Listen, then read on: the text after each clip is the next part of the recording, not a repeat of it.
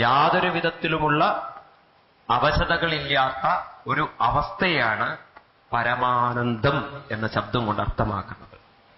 അത് വെറുതെ നമ്മൾ ചാടിക്കളിക്കുന്നതിന് പരമാനന്ദം എന്ന് പറയാൻ വെച്ചാൽ എന്താണ്? പണ്ടൊരു രാമകൃഷ്ണ പരമഹംസരുടെ ഭക്തൻ, അദ്ദേഹത്തിന് ഈ അനുഭവം ഉണ്ടാവുകയാണ്. ശ്രീരാമ പരമഹംസർ എപ്പോഴും പറയും, പരമാനന്ദം അനുഭവിക്കോ, പരമാനന്ദം അനുഭവിക്കോ ഭക്തന്മാരെ എന്ന്. സച്ചിദാനന്ദത്തെ പോലെ ഇത്ര സുഖം വേറെ ഒന്നുമില്ല. ഇത് കേട്ട ഒരു ഭക്തൻ ഈ സച്ചിദാനന്ദ സുഖം എന്ന് പറഞ്ഞാൽ എന്ത് സുഖമെന്ന് അയാൾക്ക് മനസ്സിലായില്ല. ഒരു ദിവസം അദ്ദേഹം വന്നിട്ട് പറഞ്ഞു, ഇപ്പൊ എനിക്ക് മനസ്സിലായി എന്താ ഈ സച്ചിദാനന്ദ സുഖം എന്ന്. രാമകൃഷ്ണ പരമഹംസർ ചോദിച്ചു, എന്താണത്? പറഞ്ഞു, കുറച്ച് സത്തകത്തി എന്നാൽ ചിത്തത്തിനുണ്ടാകുന്ന സുഖാണത്രേ സത്ത് ചിത്ത് ആനന്ദം. അതായത് കള്ള് ഷോപ്പിൽ പോയിട്ട് കുറച്ച് കള്ള് വാങ്ങിച്ചു കുടിച്ച് അയാളുടെ ചിത്തത്തിനുണ്ടായ ഒരു ലഹരിയുടെ സുഖത്തിനെയാണ് അയാൾ എന്താക്കി കണക്കാക്കിയത്? അങ്ങനെയാണെന്ന് വെച്ചാൽ നല്ലോണം സച്ചിദാനന്ദ സുഖം നടക്കുന്നുണ്ടാവും ഈ ലോകത്തില്. കാരണം ഓണത്തിനും വിഷുവിനൊക്കെ ഏറ്റവും കൂടുതൽ വിറ്റുപോകുന്ന ഈ സച്ചിദാനന്ദാണ് അല്ലേ? ചിന്തിക്കുന്നേള്. അപ്പൊ അങ്ങനെ ഒരു വസ്തുവിൽ നിന്ന് കിട്ടുന്നതല്ലത്, ഒരു വ്യക്തിയിൽ നിന്ന് കിട്ടുന്നതല്ലത്, കാമപൂരണത്തിൽ നിന്നും കിട്ടുന്നതല്ലത്, അത് പ്രേമത്തിന്റെ സമർപ്പണത്തിൽ നിന്ന് കിട്ടുന്നതാണത്. അതുകൊണ്ട് പറയും, സുഖങ്ങൾക്ക് പല തട്ടുകളുണ്ട് എന്ന് പറയും. അതൊക്കെ വളരെ ഗംഭീരമായിട്ട് അനലൈസ് ചെയ്തിട്ടുണ്ട് നമ്മുടെ പൂർവികന്മാർ. ആദ്യത്തെ ഒരു സ്റ്റേജിന് മോദം എന്ന് പറയും, രണ്ടാമത്തെ ഒരു സ്റ്റേജിന് പ്രമോദം എന്ന് പറയും, പിന്നെ പറയും ആമോദം എന്ന് പറയും, പ്രമോദത്തെക്കാൾ ശ്രേഷ്ഠം. അത് കഴിഞ്ഞിട്ട് പറയും സുഖം, ആനന്ദം, പരമാനന്ദം. ഇങ്ങനെയൊക്കെ സ്റ്റേജുകളുണ്ട്. അതിപ്പോ നമ്മുടെ ജീവിതത്തിൽ തന്നെ പല അനുഭവങ്ങളുണ്ട്. എന്താ അത്? നാം ഏതെങ്കിലും ഒരു കാര്യം വിചാരിച്ചത് നടക്കാൻ പോകുന്നുണ്ട് എന്ന് കേട്ടാൽ തന്നെ നമുക്ക് ചെറിയൊരു സന്തോഷം ഉണ്ടാവും. ഉണ്ടാവാണ്ടിരിക്കില്ല. ആ ദിനങ്ങൾ അടുക്കുന്തോറും സന്തോഷം കൂടിക്കൂടി വരും. ഉണ്ടോ ഇല്ലയോ? നമ്മൾ വിചാരിച്ച കാര്യം നടന്നു എന്നുണ്ടെങ്കിൽ നമുക്ക് സന്തോഷമായി. നമ്മൾ വിചാരിച്ചതിൽ അധികം ഭംഗി നടന്നാലോ കുറച്ചുകൂടി കൂടുതൽ സന്തോഷമായി. അപ്പൊ നമുക്ക് സന്തോഷത്തിനുണ്ട് ഓരോ ഗ്രേഡ്. കൂടുതൽ സന്തോഷമായി. ഇനി അതൊക്കെ നടന്ന് ഗംഭീരായിട്ട് നടന്ന് അത് നമ്മൾ ഉദ്ദേശിച്ച രീതിയിൽ തന്നെ നമ്മളങ്ങോട്ട് കാര്യങ്ങൾ നടക്കുമ്പോൾ ഒരു ആനന്ദത്തിന്റെ ഒരു നിർവൃതിയൊക്കെ നമുക്ക് മനുഷ്യർക്ക് വരും. പക്ഷെ പരമാനന്ദം എന്നുള്ളത് അങ്ങനെയൊന്നും വരില്ല എന്ന് പറയാം. മറ്റതെല്ലാം ഭോഗത്തിലൂടെ കിട്ടുന്നതാണെങ്കിൽ പരമാനന്ദം ത്യാഗത്തിലൂടെ കിട്ടുന്നതാണ്. കാമത്തെ ത്യജിച്ച് പ്രേമത്തിലൂടെ പരമാത്മാവിലേക്ക് മനസ്സിനെ ഉയർത്തുന്ന ഒരാൾക്ക് ഏത് കിട്ടുള്ളൂ? പരമാനന്ദം കിട്ടുള്ളൂ. അതുകൊണ്ട് പറഞ്ഞു ഉപനിഷത്ത്, ഈശാവാസ്യമിതം സർവം യത്കിഞ്ച ജഗത്യാം ജഗത് തേന തെക്തേന ഭുഞ്ചീത മാകൃത കസ്യ സിദ്ധനം. ത്യജിച്ചുകൊണ്ട് ഭുജിക്കൂ. നമ്മൾ അമ്പലത്തിലൊക്കെ പോകുമ്പോണ്ടല്ലോ ഈ ത്യജിച്ചുകൊണ്ട് ഭുജിക്കാൻ പഠിക്കണം. നാമം ചെല്ലുമ്പോഴൊക്കെ ത്യജിച്ചുകൊണ്ട് ഭുജിക്കണം. എന്തിനാ ത്യജിക്കേണ്ടത്? എന്തിനാ ത്യജിക്കേണ്ടത്? ഇതറിയാതെ നമ്മൾ ഇരുന്ന് നാമം ചൊല്ലിയിട്ട് കാര്യമില്ല. നമ്മളെ ദുഃഖിപ്പിക്കുന്ന, വിഷമിപ്പിക്കുന്ന വേണ്ടാത്ത കാമചിന്തകളെ മനസ്സിൽ നിന്നും ത്യജിച്ചുകൊണ്ട് ഈശ്വരീയമായ ചിന്തകളെ നമ്മുടെ മനസ്സുകൊണ്ട് ഭുജിക്കുമ്പോൾ അതിൽ കിട്ടുന്ന ഒരു സുഖമാണ് ആനന്ദം. പരമാനന്ദമായിട്ടില്ല. അങ്ങനെ ആ ചിന്തകളിലൂടെ ഏതൊരു ഈശ്വരനെയാണോ സ്മരിച്ചത് ആ ഈശ്വരനിലേക്ക് മനസ്സ് ലയിക്കുമ്പോൾ ഉണ്ടാകുന്ന അനുഭവമാണ് പരമാനന്ദം, സ്വാതന്ത്ര്യം എന്ന് പറയുന്നത്. ഏത് സുഖവും ഉണ്ടല്ലോ അനുഭവിക്കുന്നതിനേക്കാൾ സുഖം ത്യാഗത്തിലാണ് എന്നാണ്. ഇന്ന് നമ്മൾ ത്യാഗം ചെയ്യുന്നുണ്ട് ആളുകൾ. എന്താ ത്യാഗം ചെയ്യുന്നത് ചോദിച്ചു കഴിഞ്ഞാൽ മറ്റുള്ളവരോടുള്ള സ്നേഹവും കാരുണ്യവും ദയയും തുടങ്ങിയിട്ടുള്ള ഉത്കൃഷ്ട സംസ്കാരങ്ങളെ ത്യാഗം ചെയ്ത് തന്റെ സ്വാർത്ഥതയ്ക്ക് വേണ്ടി ആ സുഖമനുഭവിക്കാൻ വേണ്ടി പലതും ചെയ്തു കൂട്ടണം.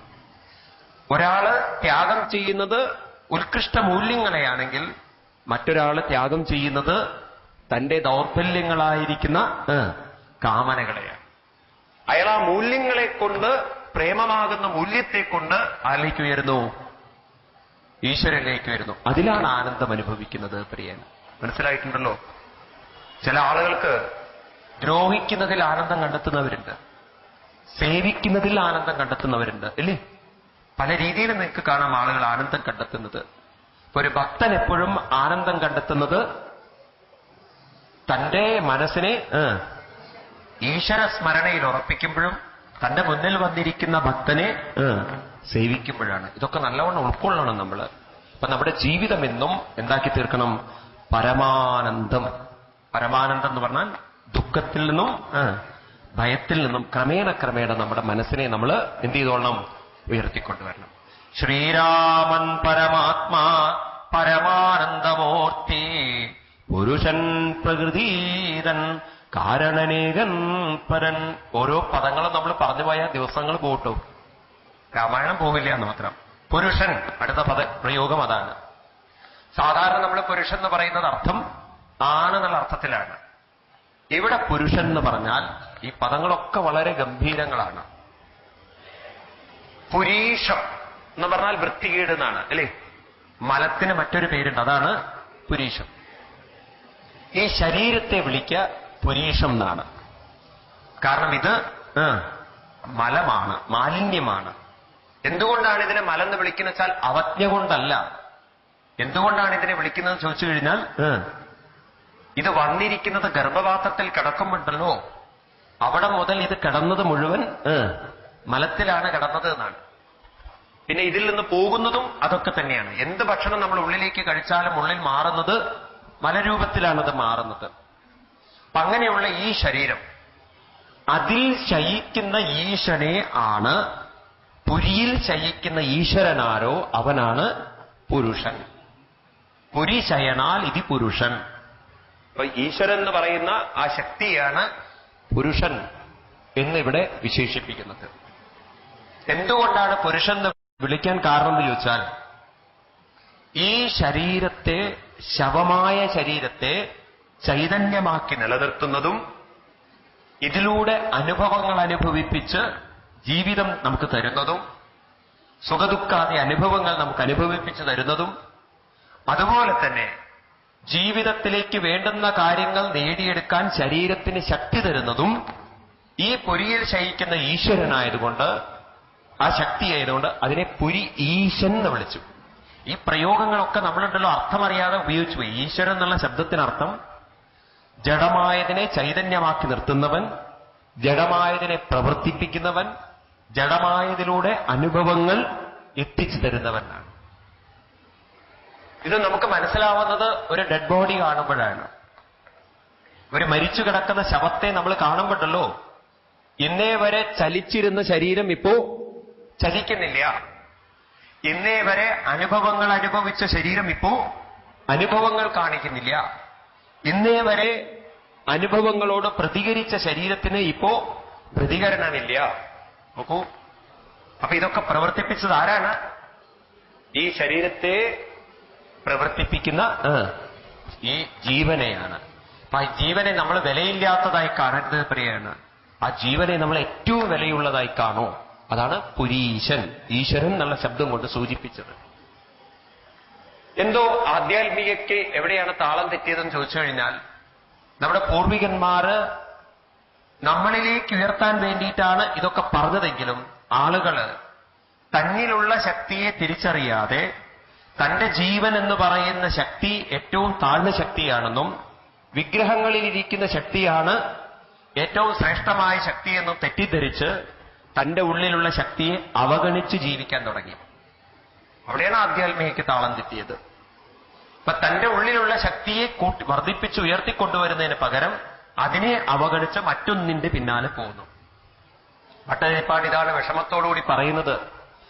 ഏവം ദുർലഭ്യവസ്തുന്നഭി സുലഭതയാ അസ്തലദ്ദേയതന്യൽ തൻവാ വാചാദിയാവാ ഭജതി ഭജന ക്ഷുദ്രദേവസ്ഫുടേയം ഏതേ താവൽവയന്തോ സ്ഥിരതരമനസാ വിശ്വപീഡാപഹത്യൈ നിശേഷാത്മാനവേനം ഗുരുഭവനപുരാധീശമേവാശ്രയാമ ഏവം ദുർലഭ്യവസ്തും നഭി. ഭൂരിപക്ഷം ആളുകൾക്കും ദുർലഭ്യവസ്തുവായ അവരുടെ അന്തരാത്മാവായി, അവരുടെ ജീവനായി, അവരുടെ ചൈതന്യമായി നിൽക്കുന്ന ആ ശക്തിയെ ചൈതന്യമില്ലാത്തതായി, ശക്തിയില്ലാത്തതായി അവജ്ഞ ചെയ്ത് താഴ്ത്തി ജീവിച്ച്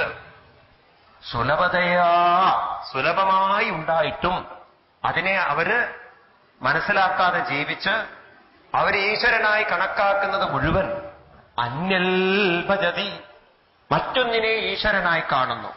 ക്ഷുദ്രദേവ സ്ഫുടേയം. ക്ഷുദ്രത എന്നല്ലാതെ എന്താ പറയുക ഇതിന്? വിവേകം ഇല്ലാത്ത ഏർപ്പാടാണെന്നാ പറയുന്നത്. എന്നാൽ ഞങ്ങൾ അങ്ങനെയല്ല ഗുരുവായൂരപ്പ. ഏതേ താവൽ വയന്തോ, സ്ഥിരതര മനസ്സ, ദൃഢമായ മനസ്സുകൊണ്ട് നിശേഷം ആത്മാനമേനം ഗുരുഭവനപുരാധീശം. ഗുരുവായൂരപ്പൻ എന്റെ ഉള്ളിലുണ്ട് എന്നല്ല പറയുന്നത്. ആ പറയുന്ന പ്രയോഗം നോക്കൂ നിങ്ങൾ. ആത്മാനമേനം ഗുരുഭവനപുരാധീശം എന്നാണ്. എന്റെ ആത്മാവ് തന്നെയാണ് ഗുരുവായൂരപ്പനായി കാണുന്നത്. അപ്പൊ ഗുരുവായൂരപ്പനിൽ എത്ര ശക്തി ഞാൻ കാണുന്നുണ്ടോ അത്രയും ശക്തി എന്റെ ഉള്ളിലും കാണുന്നുണ്ട് എന്നാണ് ഭട്ടതിരിപ്പാട് പറയുന്നത്. ഇതൊക്കെ മനസ്സിലാക്കിയിട്ടാണ് നാരായണീയം വായിക്കുന്നതെങ്കിൽ എത്ര നന്ന്. ഇതാണെങ്കിൽ നമ്മള് ഈ കഥ പാടുന്നത് പോലെ പാടി അറ്റ്ലീസ്റ്റ് ഇത് വായിക്കുന്നുണ്ടല്ലോ, അതന്നെ വലിയ കാര്യം. മനസ്സിലായില്ലേ? തന്റെ ആത്മാവിനെയാണ് ഭട്ടതിരിപ്പാട് ഗുരുവായൂരപ്പനായി കാണുന്നത്. നമ്മൾ ഗുരുവായൂരപ്പനെ നമ്മുടെ ഹൃദയത്തിൽ കാണാനാണ് ശ്രമിക്കുന്നത്. ഭട്ടതിരിപ്പാട് പറയുന്നു ഇവിടുന്ന് അങ്ങോട്ട് തുടങ്ങുമോ എന്നുള്ളത്. ഇപ്രകാരം വിശേഷം ആശ്രയാമ, അതിനെ തന്നെ ഞങ്ങൾ ആശ്രയിക്കുന്നു. മനസ്സിലാവുണ്ടല്ലോ? അങ്ങനെ നമ്മുടെ മനസ്സിനെ ആത്മാവായിരിക്കുന്ന ആ ചൈതന്യം തന്നെയാണ് സർവശക്തിയുള്ളതെന്ന് തിരിച്ചറിയിപ്പിച്ച് ഇവിടെയാണ് ശക്തി, മറ്റൊരിടത്തുമല്ല ശക്തി, ഇവിടെ തന്നെയുണ്ട് ശക്തി എന്ന് ഓർമ്മിപ്പിച്ചുകൊണ്ട് പുറത്തേക്ക് പോകുന്ന മനസ്സിനെ എങ്ങോട്ട് കൊണ്ടുവരണം? തന്നിലേക്ക് കൊണ്ടുവരണം. പരമൻ, പുരുഷൻ, പ്രകൃതീതൻ, പ്രകൃതിക്കും അതീതൻ. പ്രകൃതി എന്ന് പറഞ്ഞാൽ അർത്ഥം ശരീരം, മനസ്സ്, ഇതിനൊക്കെയാണ് പ്രകൃതി എന്ന് വിളിക്കുക. കാരണനേകൻ, ഏകൻ കാരണം. കാരണം എന്ന് പറഞ്ഞാൽ ഏതൊരു സൃഷ്ടിക്കും പിന്നിലൊരു കാരണമുണ്ടായിരിക്കണം. കാരണമില്ലാത്ത സൃഷ്ടി ലോകത്തിൽ ഉണ്ടായിട്ടില്ല. ഞാൻ ജനിച്ചിട്ടുണ്ടോ, എനിക്കൊരു അച്ഛനോ അമ്മയും ആകുന്ന കാരണമുണ്ടാവണം. അവര് കല്യാണം കഴിച്ച് കുടുംബമായി ജീവിക്കണം, അല്ലേ? ഏത് സൃഷ്ടിയുടെ പിന്നിലും ഒരു കാരണമുണ്ടായിരിക്കണം. ഇതിനെ പറയും കാര്യകാരണ ബന്ധം എന്ന് പറയും. ആഭരണമുണ്ടോ, സ്വർണമുണ്ടായിരിക്കണം. വസ്ത്രമുണ്ടോ, നൂലുണ്ടായിരിക്കണം. ഒരു പാത്രമുണ്ടോ, അതിന്റെ പിന്നിലൊരു സാധനം ഉണ്ടായിരിക്കണം. അങ്ങനെ ഓരോന്നിന്റെ പിന്നിലും ഒരു കാരണമുണ്ടായിരിക്കണം. നമ്മുടെ ശരീരത്തിന്റെ പിന്നിൽ ഒരു കാരണമുണ്ട്. അതേതാണത്രേ കാരണം? ഞാനും നിങ്ങളും ശരീരമെടുത്തതിന്റെ പിന്നിലൊരു കാരണം. ആരാണ് ആ കാരണം? നമ്മൾ അച്ഛനും അമ്മയും എന്നല്ലേ പറയുന്നത്? അല്ല എന്ന് പറയാണ്.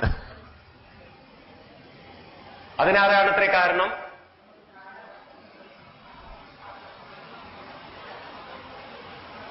നിങ്ങൾക്കത് മനസ്സിലാവണമെങ്കിൽ ഇത്തിരി നിങ്ങൾ സയൻസ് പഠിക്കണം, എന്നാലേ മനസ്സിലാവുള്ളൂ. ഒരു സ്ത്രീയും പുരുഷനും അവരുടെ ബന്ധങ്ങളിൽ നിന്നാണല്ലോ നമ്മൾ വരുന്നത്. 1000 ബീജാണുക്കളിൽ ഒരു ബീജാണുവിനെ അണ്ഡം തെരഞ്ഞെടുക്കാൻ എന്തെങ്കിലും ഒരു കാരണം ഉണ്ടായിരിക്കണം. അപ്പൊ അതിൽ ഏത് ബീജാണുവിനെയാണ് അണ്ഡം തെരഞ്ഞെടുക്കുന്നതെന്ന് അച്ഛനും അമ്മയ്ക്കും പറയാൻ പറ്റില്ല. പറ്റുമോ? ഇതാണല്ലോ ഇന്ന് ശാസ്ത്രം പറഞ്ഞു തരുന്നത്. അതെന്തായിരിക്കണം കാരണം? അതിന് നമ്മുടെ പൂർവികന്മാര് പറയുന്നത് ശരീരത്തിന്റെ പിന്നിലുള്ള കാരണം എന്താണ്? ഭഗവാനോ? ശരീരത്തിന്റെ പിന്നിലുള്ള കാരണം നമ്മുടെ ഓരോരുത്തരുടെയും മനസ്സാണ് എന്ന് പറയണം. മനസ്സ് എന്ന് പറഞ്ഞാൽ നാം ചെയ്തു വച്ചിരിക്കുന്ന കർമ്മങ്ങളുടെ സംസ്കാരമാണ്.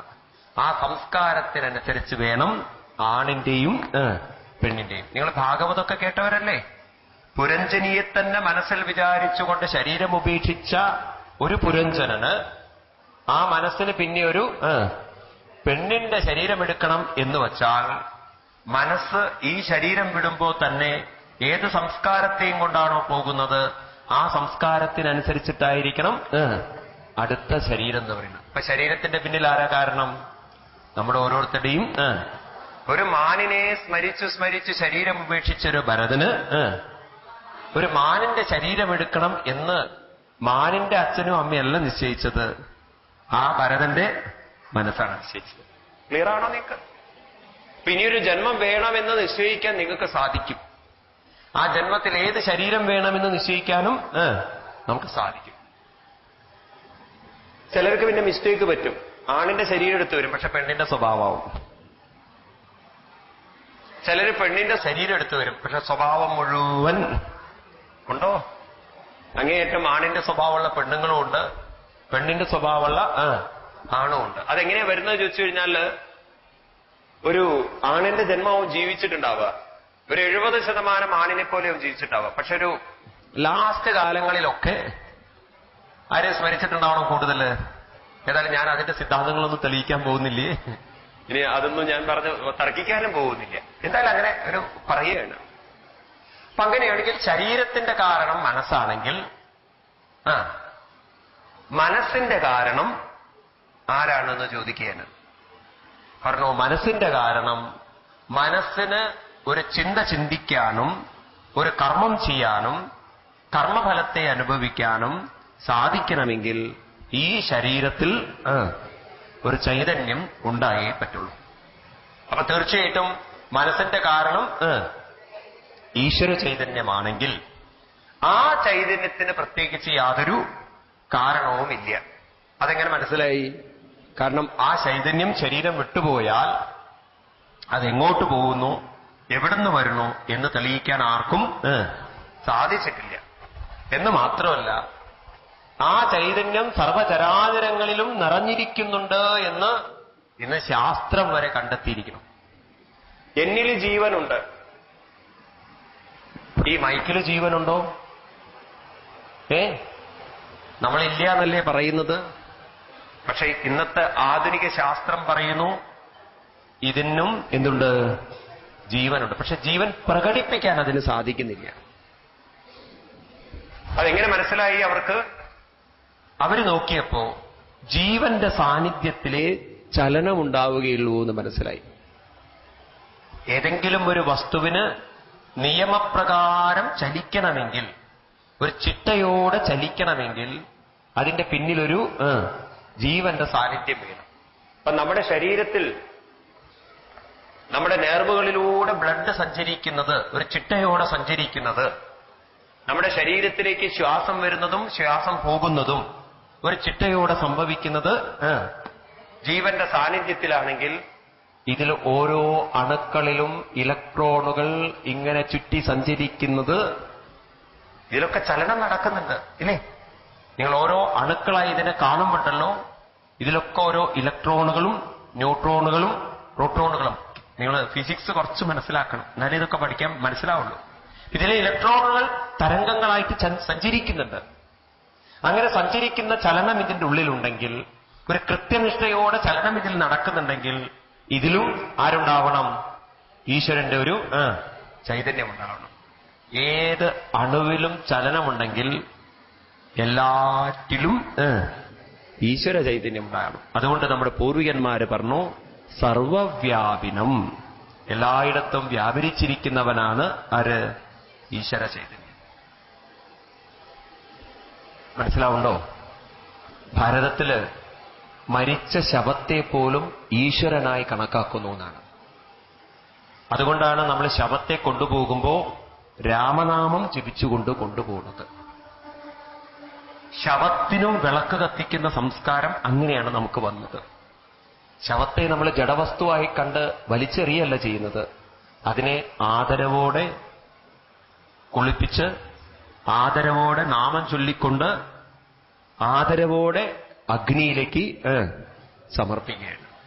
മനസ്സിലായില്ലേ? ഇപ്പൊ ശവത്തിൽ പോലും ആരുണ്ട്? ഈശ്വര ചൈതന്യമുണ്ട്. വെറുതെ പറയുന്നതല്ലത്. അതാണ് ഭാരതത്തിന്റെ സംസ്കാരം.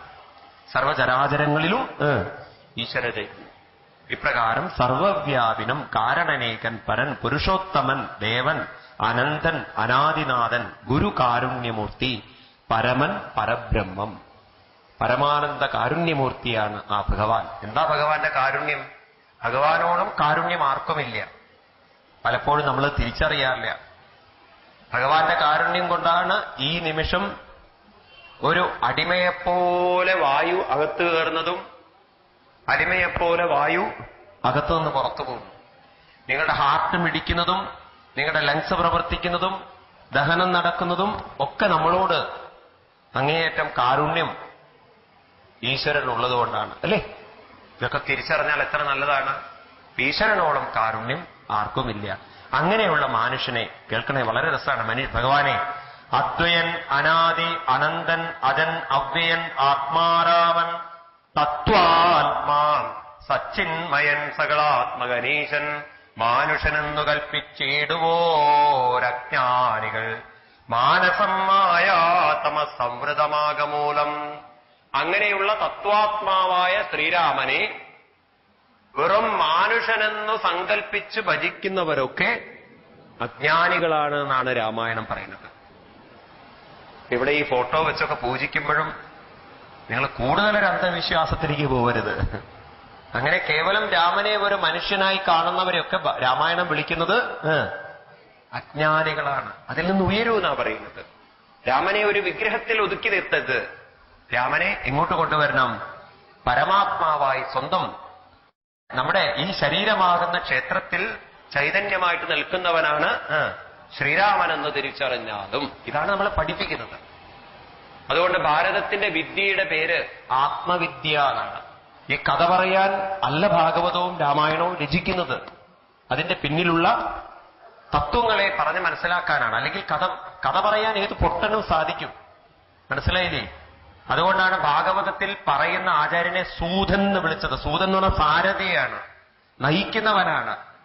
ഈശ്വരനിലേക്ക് നയിക്കുന്നവരെയാണ് സൂതന്മാർ. അല്ലെങ്കിൽ സൂതൻ എന്ന് പറയേണ്ട സൂത ശൗനക സംവാദമാണത്.